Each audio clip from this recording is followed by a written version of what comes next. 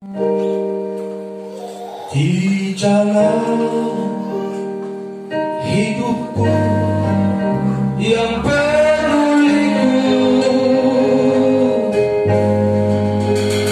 terkadang lewati lembah terang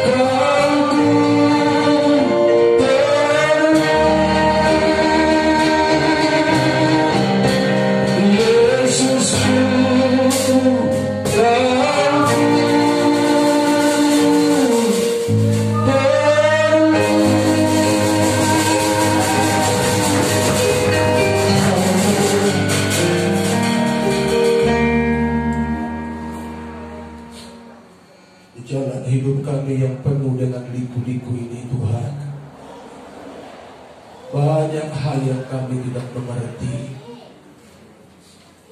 Kami butuhkan penyertaan Tuhan setiap waktu.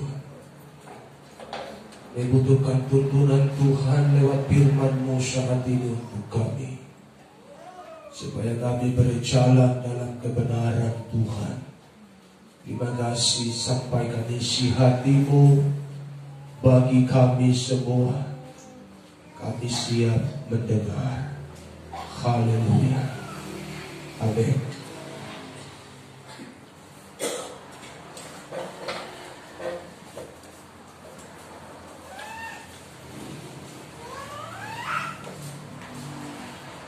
Puji Tuhan, shalom.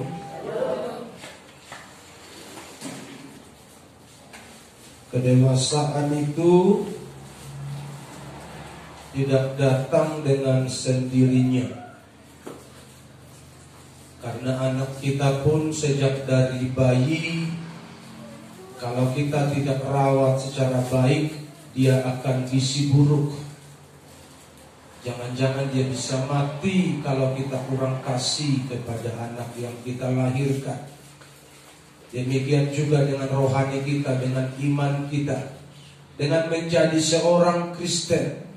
Tidak barang tentu kita menjadi dewasa sesuai dengan lamanya kita ikut Tuhan.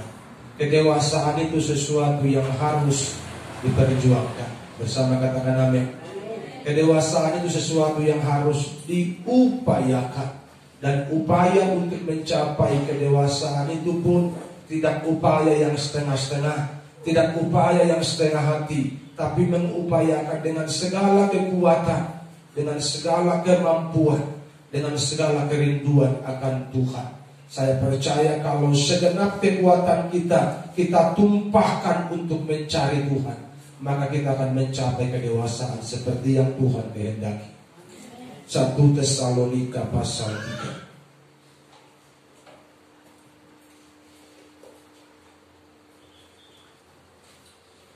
3. Mulai ayat 1. Kami tidak dapat tahan lagi, karena itu kami mengambil keputusan untuk tinggal seorang diri di Athena.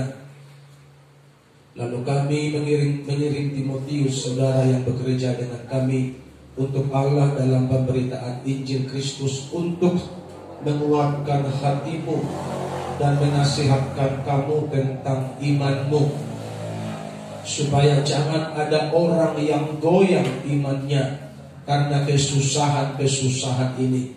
Kamu sendiri tahu bahwa kita ditentukan untuk itu.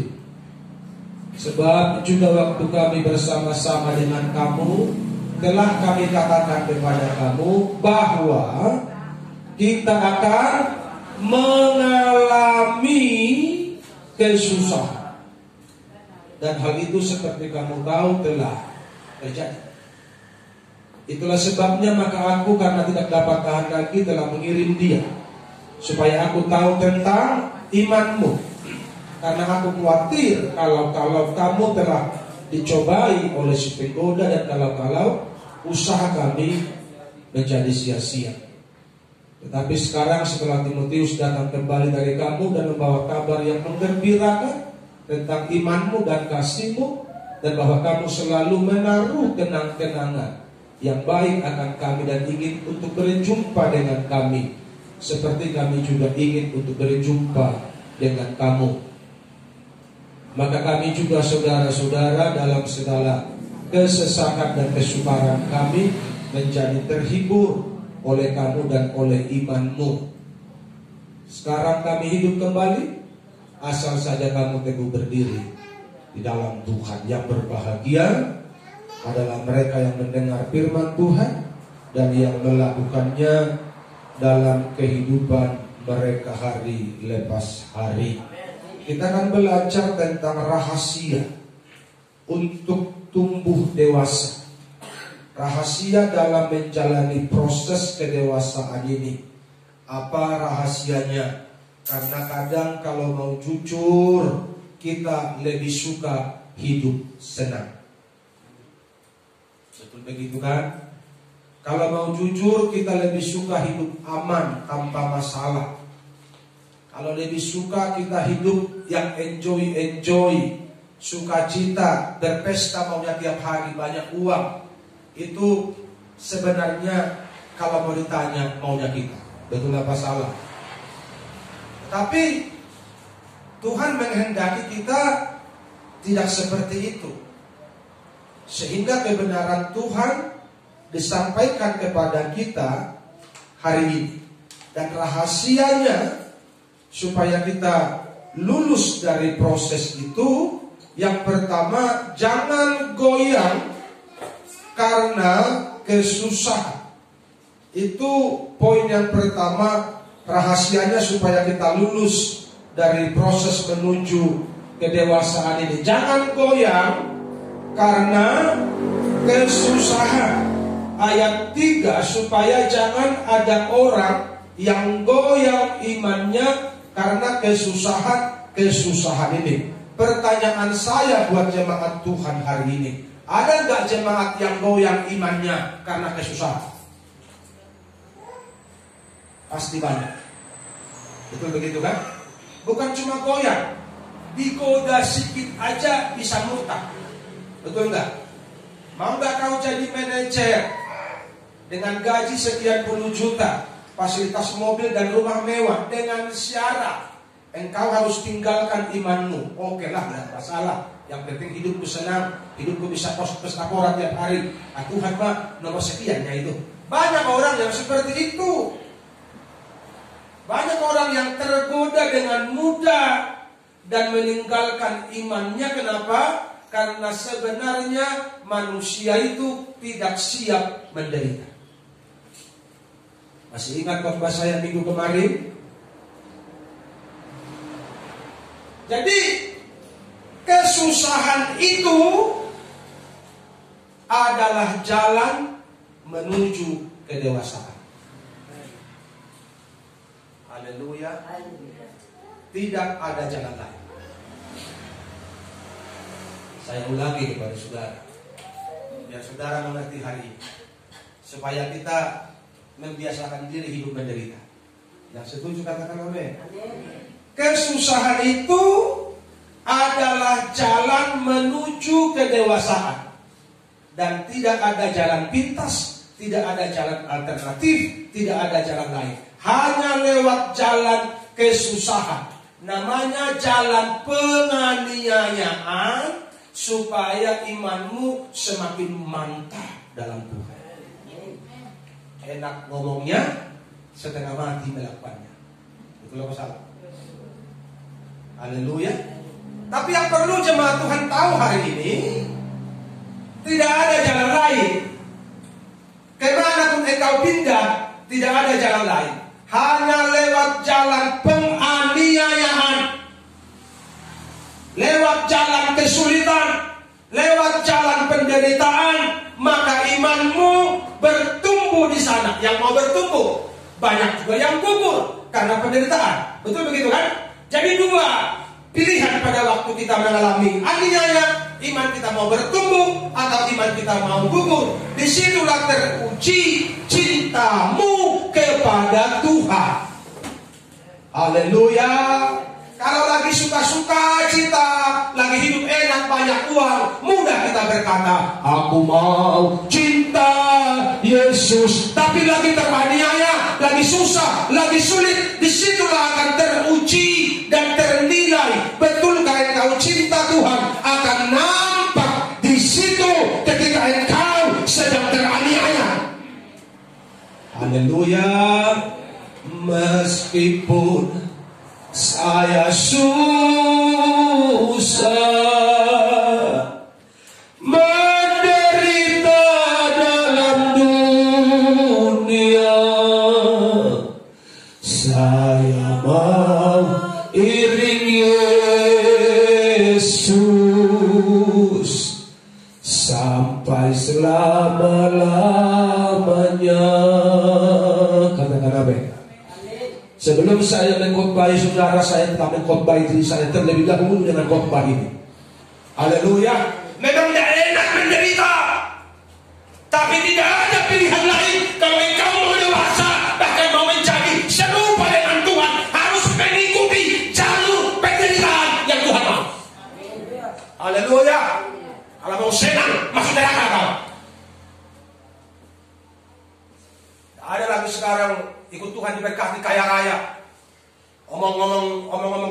telinganya itu. Khotbah yang menyenangkan telinganya itu khotbah akhir zaman yang disuka semua orang dan ujung-ujungnya maut semua, masuk neraka semua. Kalau engkau mau ke surga, ini khotbahnya. Haleluya. Beri diri kita diproses, dibentuk, dan jangan pernah goyah imanmu sesulit apapun keadaanmu. Haleluya. Sesulit apapun, sepahit apapun, semenderita apapun kita di dalam Tuhan, jangan pernah goyah imanmu. Engkau harus terus kukan berdiri di tengah badai dengan kekuatan yang kau berikan. Katakan amin.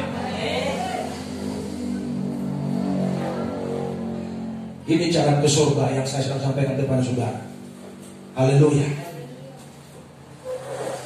Kehidupan bertuhan itu kehidupan yang nyata, yang harus kita ikuti seperti contoh, seperti teladan yang sudah diberi oleh Tuhan Yesus. Makanya Tuhan Yesus bilang, ikutilah teladanku. Dan Yesus sampai mati karena cintanya kepada saudara. Jadi saudara sudah tahu artinya mengikuti teladan Tuhan itu. Bukan cuma ikut teladan Tuhan pengen memerintah bersama-sama dengan Tuhan di surga. Tapi sebelum engkau memerintah bersama-sama dengan Tuhan di surga, ikuti dulu teladan Tuhan. Apa itu teladannya? Pikul salib tiap hari, sangkal diri tiap hari, menderita karena nama Tuhan. Yang setuju katakan amin. Jadi jangan engkau sibuk karena engkau menderita hanya masalah keluargamu, ya. Jangan engkau sibuk dengan keadaan rumah tanggamu yang kurang baik, kurang harmonis, kurang kondusif, kurang baik secara ekonomi. Engkau sibuk berkecimpung di situ tiap hari, sehingga engkau lupa akan tujuanmu untuk menjadi serupa dengan Tuhan. Haleluya. Tujuan kita, target kita sebagai orang Kristen adalah menjadi seperti Yesus, menjadi serupa dengan Yesus. Itu target kita. Itu tidak terjadi secara instan. Itu lewat proses pergumulan yang panjang. Jadi kalau engkau tidak mengalihkan perhatianmu dari yang selama ini sibuk ngurus keluarga, hanya berkutat masalah makan minum, berkutat masalah harta, berkutat masalah kepentingan pribadi, sehingga ke Tuhan, ke perkara-perkara rohani sepertinya disepelekan, kurang serius. Saya khawatir ketika Tuhan datang kita akan tertinggal. Dan betapa sakitnya kalau kita sampai tertinggal. Betul lah. Haleluya. Saya mau jangan ada yang tertinggal di antara kita. Kurang kencang amin. Saya mau di antara kita tidak ada yang tertinggal. Karena itu upayakanlah hidup seperti Tuhan Yesus setiap hari. Jangan lagi main-main dengan dosa. Haleluya. Jangan lagi kompromi dengan dunia. Meskipun kita ada di dunia, kita harus hidup benar setiap hari. Itu dia baik diusahakan. Makanya poin yang pertama, jangan goyang karena kesusahan. Apalagi situasi sekarang ini, banyak kali orang susah karena ekonomi yang kurang baik, keadaan yang kurang baik, belum lagi virus yang belum berhenti, yang belum dapat obatnya, membuat orang semakin susah, semakin sulit hari-hari ini. Kita takut mendengar nama rumah sakit. Kalau kita flu, kita menjadi seperti digrogoti otak kita sama setan. Betul begitu kan? Kalau kita flu, kita batuk, kita langsung diteror sama setan. Lu kena virus. Kita batuk di depan keluarga, keluarga curiga sama kita. Kita perlu orang curiga sama kita. Jadi banyak kali hari kesusahan-kesusahan yang menimpa kehidupan kita. Makanya dekatkan dirimu sama Tuhan. Haleluya. Dekatkan dirimu sama Tuhan. Karena hanya Dia jawaban dalam hidup kita. Yesus jawaban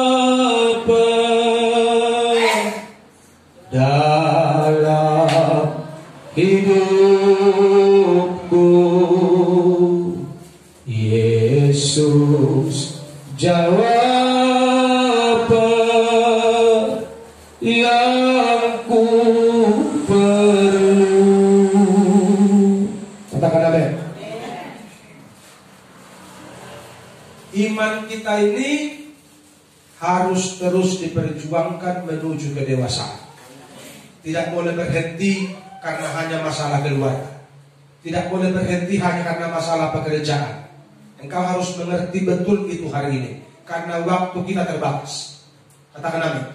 Umur kita terbatas. Kita tidak tahu yang terjadi hari esok. Teristimewa di tahun-tahun ini banyak kali orang mati mendadak. Tiba-tiba mati, tiba-tiba mati.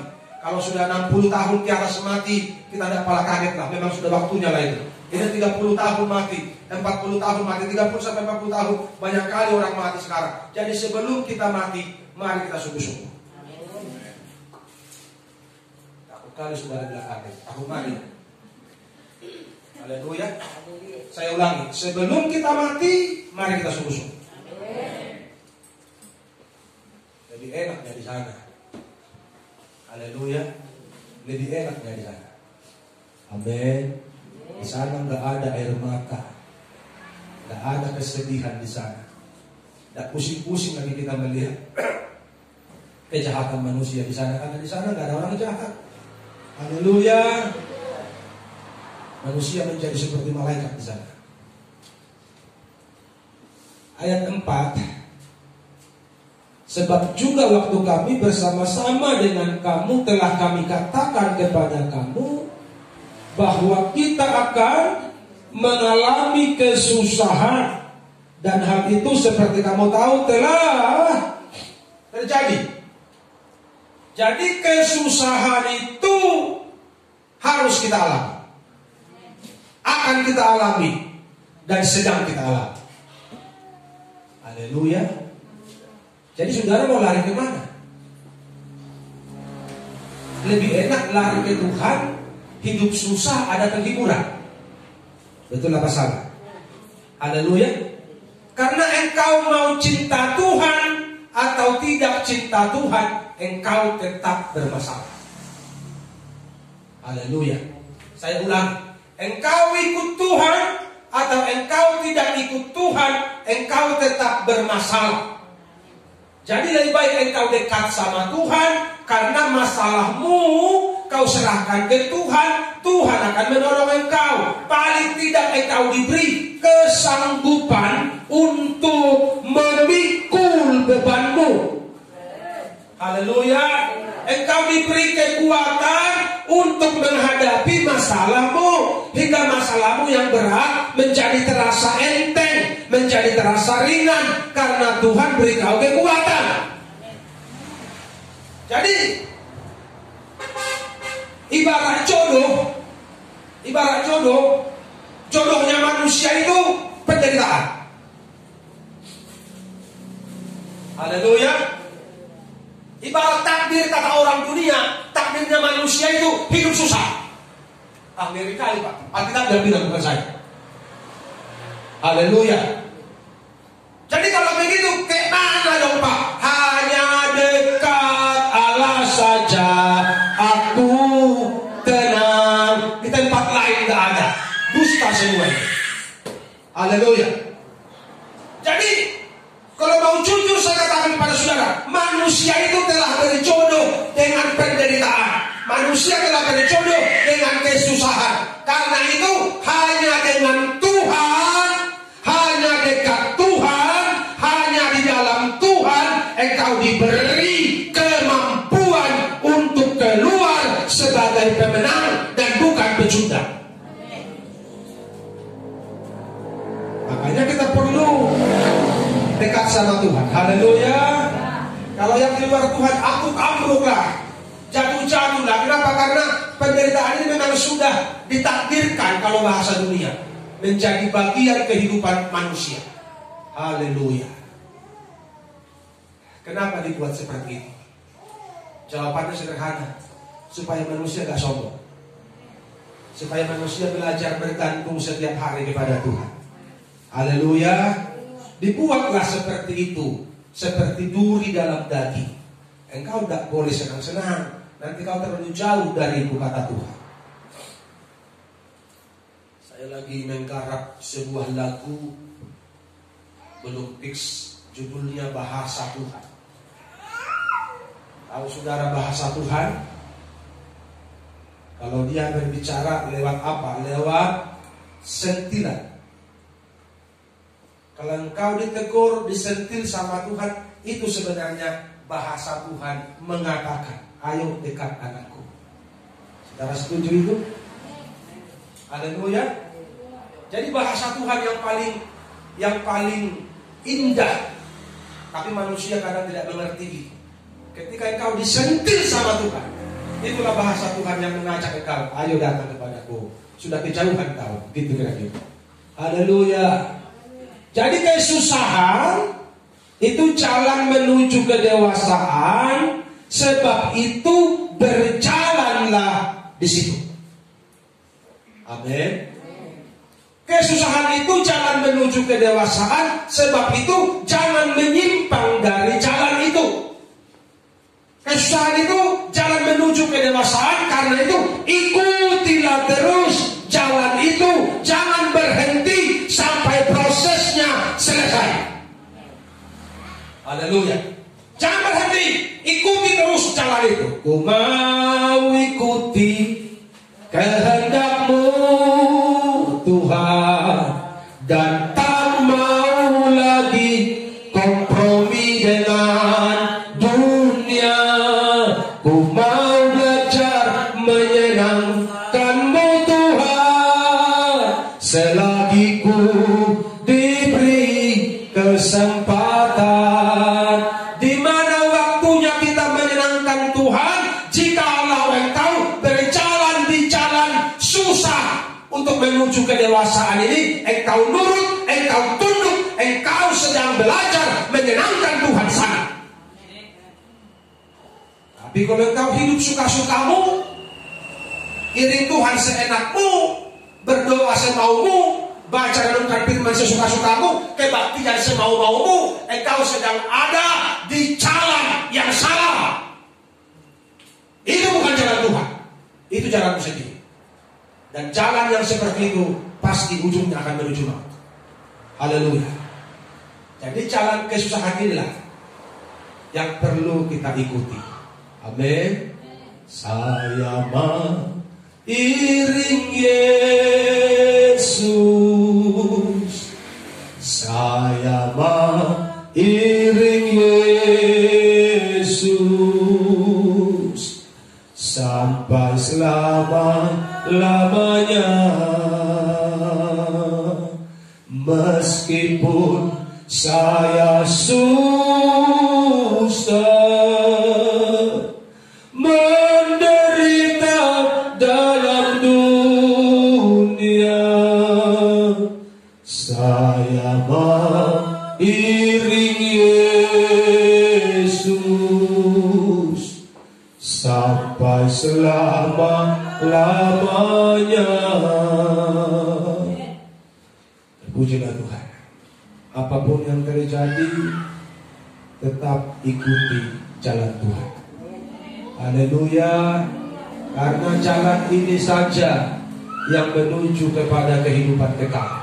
Yang lain semua itu jalan dusta. Yang lain semua itu jalan kebohongan. Hanya jalan kebenaran di dalam Yesus Kristus, yang walaupun jalannya berliku-liku, tetap ikuti saja. Amin. Seperti lagu tadi yang kita nyanyikan, mau firman Tuhan, itu lagu yang saya ciptakan. Di jalan hidupku yang penuh liku, terkadang lewati lembah gelap. Tidak enak lewati lembah gelap. Tapi kalau engkau jalan bersama Yesus, yang tidak enak itu pun menjadi enak. Luar biasa kan? Haleluya. Engkau akan mati-matian jalan lewat lembah kekelaman kalau engkau jalan sendiri. Haleluya. Dengan kekuatanku ku takkan mampu, ku perlukan penyertaan-Mu Tuhan. Kalau Tuhan besertamu, jangankan lembah kekelaman, di padang gurun, padang belantara, padang pasir, engkau tidak pernah takut karena engkau bersama Tuhan. Jadi yang penting sekarang itu kita kejar perkenanan Tuhan. Makanya ikuti jalan Tuhan. Haleluya. Ikuti kebenaran Tuhan. Engkau sedang digiring untuk masuk dalam dimensi kesusahan, jangan lari. Tetap setia, tetap ikuti proses itu, karena ada Tuhan yang beri kekuatan kepada kita. Yang kedua, bertumbuh dalam kesulitan. Itulah sebabnya, maka aku karena tidak dapat tahan lagi, telah mengirim dia supaya aku tahu tentang imanmu, karena aku khawatir kalau kamu telah dicobai oleh si penggoda, dan kalau usaha kami menjadi sia-sia. Rasul Paulus mengirim Timotius, cek dulu jemaat itu yang udah pada larinya semua mereka, yang udah dimakan serigalanya mereka semua. Kenapa? Karena berat masalah ini, berat ikut Tuhan. Tapi kita harus bertumbuh dalam kesulitan. Haleluya. Biarpun berat, tetap harus bertumbuh. Makanya dalam kitab Mazmur dikatakan 92, orang benar itu akan bertumbuh seperti pohon korma. Jadi pohon korma itu bertumbuhnya di mana, ibu-ibu? Pohon korma itu bertumbuh di dalam penderitaan.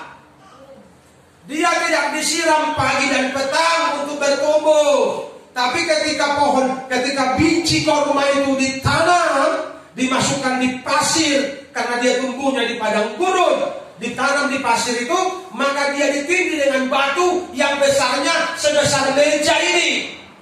Kalau batunya kecil, maka datang badai gurun, badai pasir, batu itu bisa diterbangkan sama angin.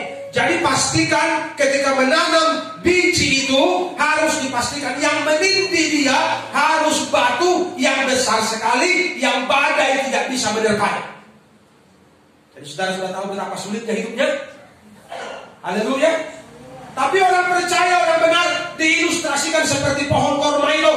Sehingga ketika dia mulai bertunas, dia tidak bisa bertunas di atas, karena ada masalah yang berat di atas. Apa yang diperkuat oleh biji korma yang mau bertumbuh itu, maka dia bertumbuh ke bawah, akarnya bertumbuh ke bawah. Jadi dia tidak bertumbuh ke atas dulu, dia bertumbuh ke bawah, semakin dalam, semakin dalam, semakin dalam, sampai akarnya menemukan air. Begitu akarnya menemukan air, dia mulai kuat, dan tambah hari dia tambah kuat. Ingat, dia dicuekin orang, tidak disiram, tidak diperhatikan. Kalau orang-orang percaya sekarang, sedikit aja dicuekin tersinggung, sedikit aja gak ditegur tersinggung, itu manusia zaman now. Itu bukan ciri anak Tuhan. Haleluya. Anak Tuhan itu cirinya tahan banting. Amin. Karena Tuhan telah memberikan contoh bahwa orang benar itu bertumbuh seperti pohon korma. Begitu dia bertumbuh, bertunas, dia ketemu air, dia mulai kuat. Dia semakin kuat. Pelan-pelan batu yang besar ini bisa digeser karena dia mendapat kekuatan, karena akarnya menemukan batang air, menemukan sumber air. Sehingga bertumbuh, semakin bertumbuh tanpa bantuan siapapun. Batu yang besar itu akan tergeser dengan sendirinya, dan dia bertumbuh dewasa, dan badai topan datang sekalipun dia tidak pernah gentar. Kenapa? Karena dia kuat. Saudara mau kuat? Engkau harus mendapatkan sumber air kehidupan tiap hari dari Yesus Tuhan. Haleluya. Bukan berarti kalau engkau sudah kuat, engkau tidak bermasalah. Pohon korma itu tiap hari bermasalah. Karena tiap hari dia akan bertemu dengan badai gurun. Haleluya. Makanya lagu kita, meskipun badai silih berganti dalam hidupku, ku tetap cinta Yesus selamanya. Jadi sejak pohon korma ini menggulingkan batu besar itu sampai dia dewasa, makanannya tiap hari adalah badai topan, badai pasir, badai gurun. Tapi dia tidak gentar karena dia kuat. Makanya hanya pohon korma yang bisa bertahan di padang gurun. Jadi orang benar, kalau yang cinta Tuhan, di mana pun engkau dilemparkan, engkau hidup di sana, bertahan di sana, karena ada suplai kebenaran Tuhan setiap hari yang beri engkau kekuatan.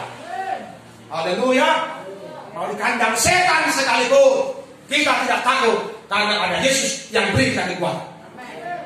Haleluya. Kalau ada anak Tuhan yang takut sama kuburan, jangan-jangan bukan Tuhan yang dihakimi, tapi hantu. Itulah masalah. Kalau anak Tuhan, tahu saudara makanannya anak Tuhan apa? Setan tiap hari. Anak Tuhan makan apa? Makan genderuwo. Anak Tuhan makan iblis tiap hari. Harusnya begitu. Sarapannya iblis, makan siang genderuwo, makan malam berguacang. Itu harusnya sarapannya makanannya orang percaya. Karena tiap hari teknik setan, usir setan. Begitu. Haleluya. Jadi anak Tuhan kalau nyanyi lewat kuburan malam-malam ngeri, takut. Tak begitu anak Tuhan. Haleluya. Harus ada perbedaan antara anak dunia sama anak Tuhan. Saya sebelum bertobat, saya takut sama kuburan. Saya gak berani lewat kuburan. Malam-malam itu, aduh. Dulu saya jelek sekali sifatnya. Kalau saya dulu lihat orang mati, namanya kita kalau ada orang mati kan gak dilihat kan penasaran.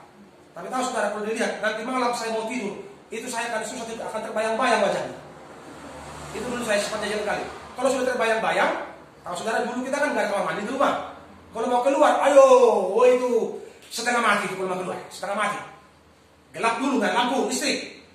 Begitu kita keluar sepertinya datang gitu, datang. Mengerikan. Kalau sekarang, kulihat pun dia malam-malam kalau terbayang aku, datang kau, kumakan kau. Begitu. Haleluya. Jadi kita berani apa dia? Kenapa? Karena kita sudah punya kekuatan. Haleluya. Kalau dulu memang sengaja kita takuti, namanya sudah penakut. Jadi harus berbeda. Kalau Tuhan harus kuat. Makanya kita diperkenalkan seperti pohon korma di padang gurun yang tahan segala keadaan. Amin. Haleluya. Makanya ada lagunya kan, engkau ada bersamaku di setiap musim hidupku. Mau musim angin badai, angin topan, angin puyuh sekalipun, engkau tidak boleh jatuh. Engkau harus kuat berdiri. Itu baru lulus proses pendewasaan. Haleluya. Makanya setia. Amin. Setiap minggu dengarkan firman Tuhan. Setiap minggu ada pewahyuan Tuhan disampaikan di sini, yang membuat engkau kuat diterjang badai di luar sana. Haleluya. Usaha pemberitaan pelayanan dari Rasul Paulus dan hamba-hamba Tuhan yang lain, dia akan menjadi sia-sia kepada jemaat kalau jemaat itu tidak kuat. Capek khotbah, capek doain, capek layanin, tapi kompromi dengan dunia, kompromi dengan dosa, menjadi seperti sia-sia usaha kita. Jadi umat Tuhan, jangan buat usahaku mendewasakanmu menjadi sia-sia. Bertumbuhlah dalam kasih karunia Tuhan. Tetap dalam jalur kebenaran firman Tuhan. Haleluya. Meskipun engkau direcokin orang di luar sana, meskipun engkau dibenci orang di luar sana, meskipun engkau dibohongi, ditipu orang di luar sana, jangan pernah membalas. Tunjukkan dirimu anak Tuhan. Haleluya. Tunjukkan dirimu anak Tuhan. Karena orang yang berbuat itu pun tidak akan lebih baik darimu. Orang yang menyakitimu tidak akan lebih kaya darimu. Orang yang menjahatimu tidak akan lebih kaya darimu. Aku sudah melihat orang yang menjahatiku selama ini tidak lebih kaya dari aku. Haleluya. Malah hidupnya semakin hari semakin merosot. Semakin merosot. Kenapa? Karena mereka selalu mengupayakan yang jahat sama orang. Sehingga apa yang ditabur, itu yang dituai. Tapi kalau kita selalu mengupayakan yang baik, hati kita baik, perbuatan kita baik, apa yang kita tabur, itu yang kita tuai. Katakan amin. Haleluya. Makanya jangan balas jahat dengan jahat. Balaslah kejahatan dengan kebaikan. Itu baru namanya anak Tuhan. Pak, susah kali Pak. Dia kebiasaan begitu Pak. Biarkan dia kebiasaan. Siapa tahu memang dia sudah dipersiapkan masuk neraka. Betul begitu kan? Orang yang tidak mau berubah, orang yang tidak mau bertobat, dia itu sudah dipersiapkan masuk neraka. Jangan kita itu gila kayak dia, nanti kita pun ikut masuk neraka. Itulah masalah. Karena ada orang-orang yang disiapkan untuk itu. Ciri-cirinya apa? Bebal, pasif, tidak mau bertobat. Itu ciri-cirinya orang yang dipersiapkan untuk menjadi penghuni neraka. Jadi kalau engkau seperti itu, buru-buru bertobat. Jangan sampai engkau nanti dilabeli Tuhan. Label penghuni neraka, bahaya kalau sampai Tuhan kasih label begitu kan. Sebelum Tuhan kasih label sama kita penghuni neraka, buru-buru bertobat. Tetapi sekarang setelah Timotius datang kembali dari kamu dan membawa kabar yang menggembirakan, ternyata jemaat itu yang ada di Tesalonika, iman mereka bertumbuh di dalam kesulitan. Pertanyaan saya, iman dari jemaat GBI Kasih Karunia bertumbuhkah dalam kesulitan? Tumbuh. Puji Tuhan, bahagia sekali saya mendengar. Haleluya. Artinya usaha pun tidak sia-sia loh. Haleluya. Ini mempersiapkan khotbah ini berat teman-teman. Kalau saudara nanti jadi khotbah, saudara tahu. Kalau khotbah yang asal-asalan mudah. 1000 khotbah bisa usiakan hari ini kalau khotbah yang asal-asalan. Tapi kalau khotbah yang betul-betul menyampaikan isi hati Tuhan, saya perlu bergumul setengah mati untuk itu. Haleluya. Saya perlu siapkan sebaik-baiknya untuk itu. Dan saya selalu berusaha persiapan yang terbaik supaya jemaat yang makan di sini kenyang. Engkau pulang, engkau kenyang. Kalau sampai ada jemaat bilang begini, tadi khotbah apa? Enggak tahu, aku nggak mengerti aku. Aduh, celaka kali khotbah. Celaka aku jadi khotbah begitu. Haleluya. Supaya jemaat semua mengerti, perlu disiapkan, digodok sedemikian rupa sampai matang, siap disajikan, sehingga jemaat yang tidak sekolah sampai yang sarjana bisa makan dengan kenyang. Haleluya.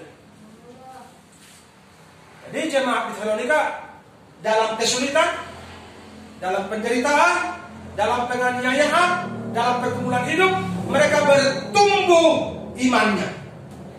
Biar kita juga semua hari ini, meskipun ada kesulitan, harus bertumbuh, harus maju, karena target kita menjadi seperti Tuhan Yesus. Haleluya. Jadi ciri-ciri jemaat itu yang ada di Tesalonika, imannya bertumbuh. Yang pertama, kasihnya bertumbuh. Saya baca ulang. Tetapi sekarang setelah Timotius datang kembali dari kamu dan membawa kabar yang menggembirakan tentang imanmu dan kasihmu, dan bahwa kamu selalu menaruh kenang-kenangan yang baik akan kami dan ingin untuk berjumpa dengan kami seperti kami juga ingin untuk berjumpa dengan kamu. Jadi mereka mengalami pertumbuhan di masa kesulitan. Buktinya apa? Imannya bertumbuh semakin dewasa. Yang kedua, kasihnya bertumbuh.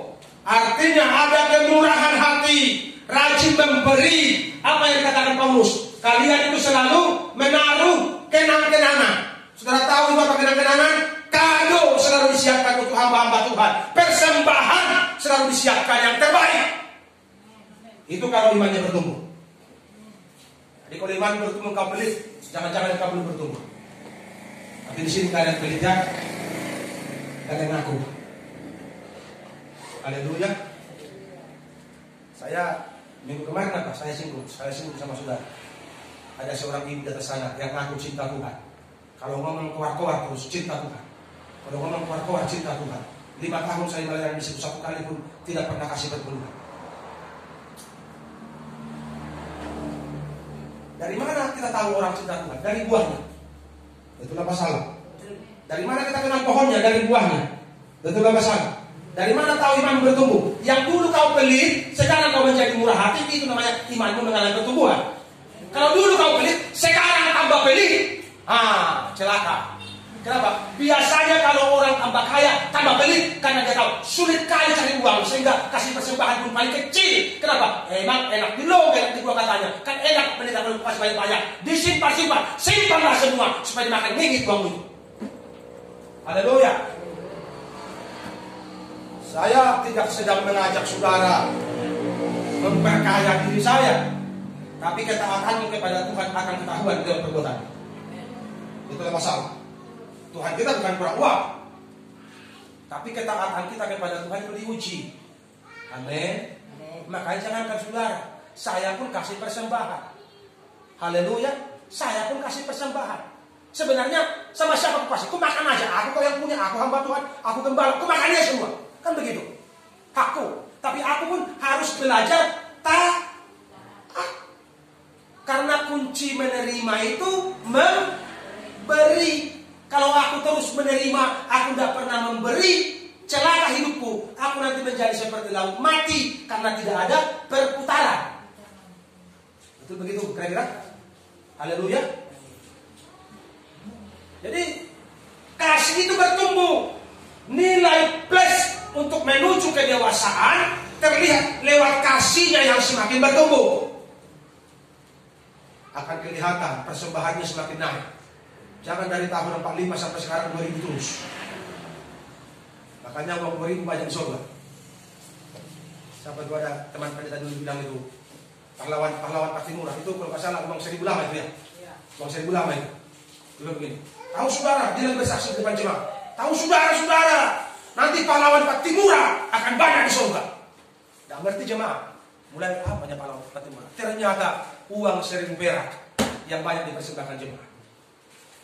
Jadi kasih yang bertumbuh itu akan terlihat lewat perbuatan, lewat buah-buah tangan kita, buah kasih kita. Haleluya. Berbahagialah saudara yang taat, karena engkau sendiri yang akan mendapatkannya. Karena apa yang kau tabur, itu yang kau tuai. Satu sukatan yang digoyang-goyang, yang digoncang-goncangkan, akan dicurahkan keribaanmu. Itu kata firman Tuhan. Amin. Yang ketiga, teguh berdiri. Maka kami juga, saudara-saudara dalam segala kesesakan dan kesukaran, kami terhibur oleh kamu dan oleh imanmu. Sekarang kami hidup kembali, asal saja kamu teguh berdiri di dalam Tuhan. Teguh berdiri artinya kuat secara rohani. Katakan amin.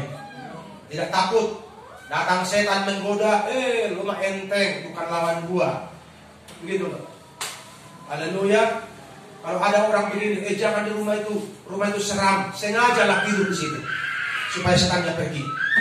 Katakan amin. Haleluya. Kalau ada saudaraku bilang jangan lewat jalan itu perbeguan, sengajalah kau lewat di situ supaya begunya pergi. Ya, amin saudara. Takut ya? Kalau ada keluarga bilang begitu, di situ seramnya, jangan lewat situ. Sengajalah lewat ke situ supaya setannya yang di situ minggat dari situ. Karena setan tidak berani melihat anak Tuhan. Haleluya. Tidak mungkin gelap sama terang, tidak bisa bertemu. Itulah masalah. Sebelum kita datang ke tempat itu, setannya sudah kebutuhan. Ada musuh yang paling tangguh, lari mereka. Jadi kita tidak jumpa. Jadi kalau orang sering jumpa sama setan, itu kan dia bersahabat, berteman, berkeluarga, satu marga sama setan. Jadi kuat secara rohani. Kalau engkau kuat secara rohani, virus pun tidak berani mendekat-dekat. Tulah tidak akan mendekat kepada kemahmu. Itu kata firman Tuhan. Itulah masalah. Sebab akan diperintahkannya malaikat-malaikatnya untuk melindungi kemahmu siang dan malam. Tapi kita harus berintegritas. Apa yang keluar dari sini sama. Kalau kita bilang cinta Tuhan, terbukti lewat perkataan, lewat perbuatan. Berintegritas. Fondasi iman kuat. Oh ya, kalau fondasinya kuat, tsunami pun datang. Dan Haleluya.